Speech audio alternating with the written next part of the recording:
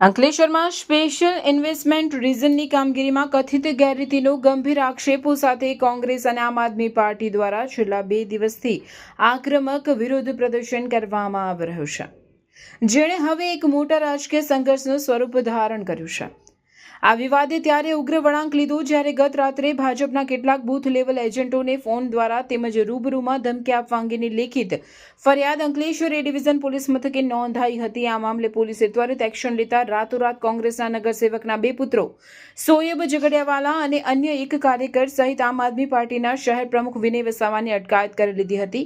આ અટકાયતના સમાચાર વાયુવેગે ફેલાતા જ વિરોધ પક્ષોમાં ભારે રોષ જોવા મળ્યો હતો અને મોટી સંખ્યામાં કાર્યકરોએ રાત્રે જ પોલીસ મથક બહાર જમાવડો કર્યો હતો।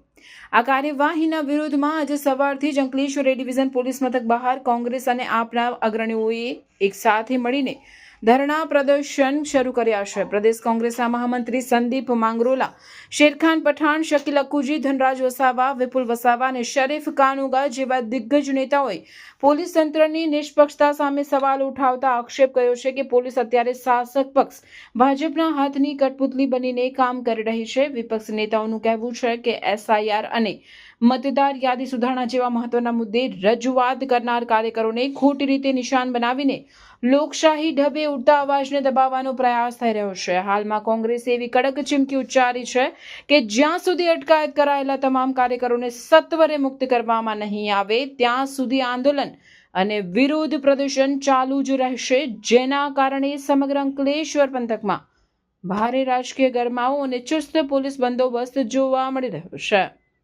અથવા એનો BLO એ આધાર પુરાવા સાથે એ વાંધા અરજી રજૂ કરી શકે અને તો જ એ જે તે અધિકારી છે એ એની અરજી સ્વીકારી શકે। પરંતુ અહીંયા નિયમોને તાર ઉપર લટકાવી દેવામાં આવ્યા છે અને ભારતીય જનતા પાર્ટીના કમલમના નિયમો લાગુ કરવામાં આવ્યા છે અને મતદારોનો અધિકાર છીનવવા માટેનો પ્રયાસ થઈ રહેલો છે।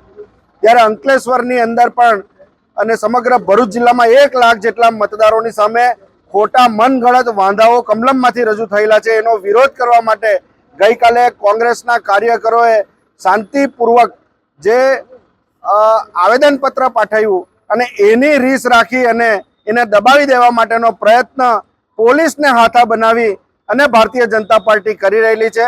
અત્યારે કોંગ્રેસના કાર્યકરોને સોએબ ઝઘડિયાવાલાથી લઈને અન્ય કાર્યકરોને અહીંયા અટકાયત કરવામાં ગઈકાલ રાતથી આવી છે।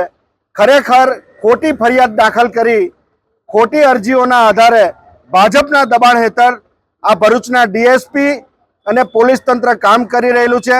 ભરૂચ જિલ્લાની અંદર કાયદો અને વ્યવસ્થા જાળવવાને બદલે નશાબંધી હોવા છતાં અહીંયા ખુલ્લેઆમ દારૂની પરમિશન આ SPના રાજમાં આપવામાં આવી રહેલી છે। એના ઉપર કાયદો અને વ્યવસ્થા જાળવવાનું કામ કરવાનું મૂકીને ભારતીય જનતા પાર્ટીના એજન્ટ બનવાનું કામ અક્ષયરાજ મકવાણા SP ભરૂચ કરી રહેલા છે। ત્યારે એમને અમે ચેતવવા માંગીએ છીએ કે ભારતીય જનતા પાર્ટીનો એક પણ આગેવાન તમને બચાવવા નહીં આવે। તમે ભાજપના એજન્ટ બનવાનું બંધ કરો અને લોકોનો જે મતાધિકાર છે એ લોકતંત્રની અંદર એનો અધિકાર છે એને છીનવવા માટે તમે આડકતરી રીતે જે ભારતીય જનતા પાર્ટીને સમર્થન કરી રહેલા છો એને કોંગ્રેસ ક્યારેય સાખી નહીં લે।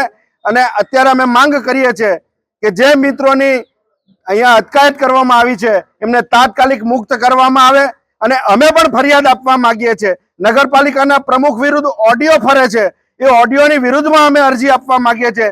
તમે કેમ કોઈ એની અંદર ફરિયાદ દાખલ નથી કરતા?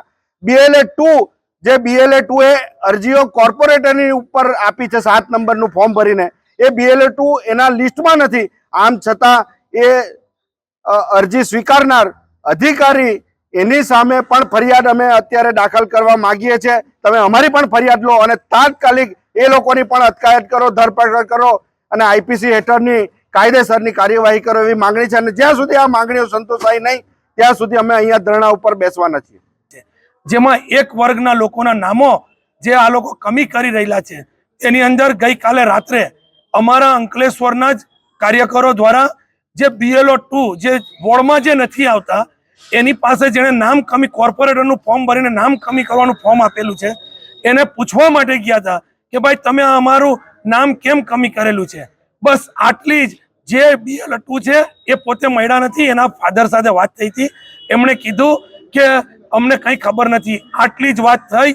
એની અંદર અમારા યુવક કોંગ્રેસ અને કોંગ્રેસના કાર્યકરોને ખોટી રીતે અંકલેશ્વર શહેરના પોલીસના પીઆઈના ઓર્ડરથી જે કોઈ પોલીસવાળા એમને રાતે ધમકાવી ડરાવી અને પોલીસ સ્ટેશનમાં લઈ આવેલા છે.